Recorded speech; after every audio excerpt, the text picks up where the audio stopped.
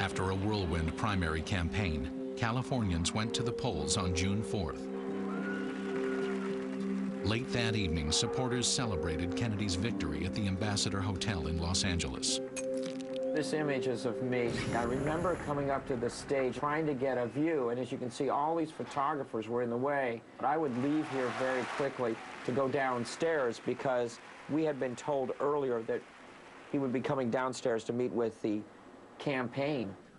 Senator Kennedy made an appearance at midnight in the embassy ballroom. Together we are a great country, and a selfish country, and a compassionate country. And I intend to make that my basis for running and over the period of the next few months. Scott Enyart was a 15-year-old school photographer at the Ambassador that night. I was about 5 feet from the front of the podium, taking pictures. The great thing with watching someone like Bobby Kennedy speak, and particularly at that distance, is you really felt that he was talking directly to you. It was just a very engaging, sort of rock star-ish politician. For Democrats, this was only the beginning. We all thought that we'd won California, we'd win the nomination, and we'd win the election, and Bobby Kennedy would be president. My thanks to all of you, and now it's on to Chicago, and let's win there. After the speech, Senator Kennedy moved backstage in the embassy ballroom. At that moment, campaign workers made a last-minute decision. Originally, they were going to go to the parking lot and they were going to go off to a party, but they wouldn't make the daily papers if they didn't backtrack and go through the pantry back into the press room. And so that's why they made the decision on stage to go the opposite way. And the only reason why he ended up in the same room with Sirhan. Turning right, Carl Euchre led Senator Kennedy down a short ramp and into the pantry, a small corridor off the kitchen that would take him to the colonial room where the press was waiting. It was very noisy, and people were, slapping each other on the back. Everybody was, all excited about the campaign, and everyone, wanted to get the autograph or shake hands. And so there was just this tremendous flood of people. And initially, I didn't even know there was gunfire. People were popping balloons and things. And then Paul Schrade, who was shot in the forehead, he fell back, knocked me over. I didn't realize that he had been shot either. That's when I jumped up on the steam table, kept taking pictures, and that's when I really realized what happened. As I'm photographing Bobby Kennedy and he's reaching back and forth, shaking hands, I can see him in the viewfinder, and all of a sudden he just twists. It was like, cutting a puppet strings. He just twisted and fell to the ground.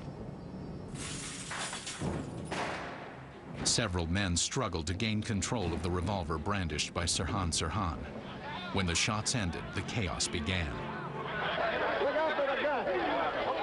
News cameras rolled, capturing the aftermath of the attack.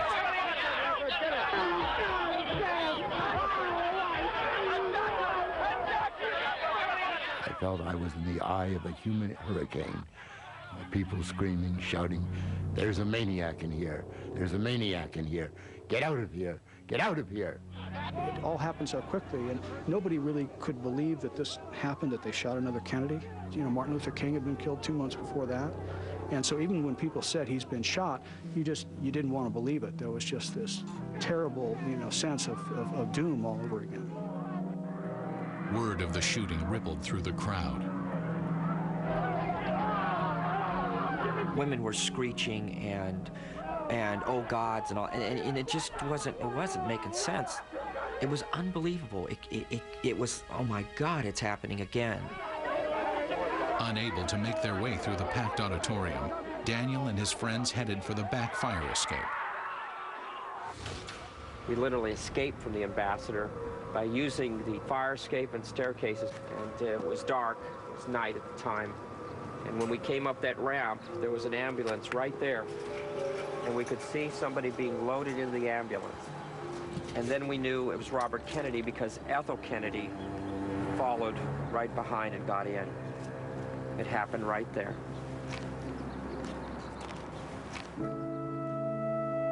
After an all-night vigil, Robert F. Kennedy died on June 6, 1968. The LAPD opened a full-scale investigation. Well, I think from the very beginning, we realized it was going to be high profile. There was potential for national security issues.